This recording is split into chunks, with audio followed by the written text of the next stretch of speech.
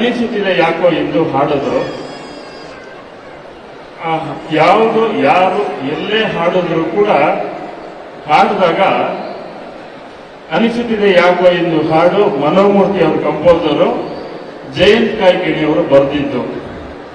ಇದನ್ನ ಮೆನ್ಷನ್ ಮಾಡಿ, ಯಾಕೆಂದ್ರೆ ನಿನ್ನೆ ನನಗೊಬ್ಬರು ಫೋನ್ ಮಾಡಿದ್ರು.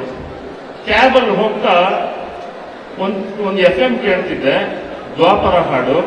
ಸರಿ, ಆ ಹಾಡು ಮುಗಿತಾಯ್ತು, ಸರಿ ಇನ್ನೊಂದು ಕೇಳೋಣ ಅಂತ ಪಕ್ಕದ FM ಹೋದೆ, ಅಲ್ಲೂ ದ್ವಾಪರ ಹಾಡು, ಅದನ್ನು ಪೂರ್ತಿ ಹಾಡು ಕೇಳಿದೆ. ಮತ್ತೆ ಹೋದೆ, ಮತ್ತೆ ದ್ವಾಪರ ಹಾಡು ಇನ್ನೊಂದು ಚಾನಲ್ ಅಲ್ಲಿ. ಸೊ 3 FM ಅಲ್ಲಿ ಕಂಟಿನ್ಯೂಸ್ ಆಗಿ ಹಾಡುಗಳನ್ನು ಕೇಳ್ತಾ ಬಂದೆ. ಆದ್ರೆ ಎಲ್ಲೂ ಗೋಲ್ಡನ್ ಸ್ಟಾರ್ ಗಣೇಶ್ ನಡೆಸಿರುವ ಅಂತ ಹೇಳಿದ್ರು, ಸಂತೋಷ. ಅರ್ಜುನ್ ಜನ್ಯ ಸಂಗೀತ ಹೇಳಿಲ್ಲ, ನಾಗೇಂದ್ರ ಪ್ರಸಾದ್ ಸಾಹಿತ್ಯ ಅಂತ ಹೇಳಲಿಲ್ಲ.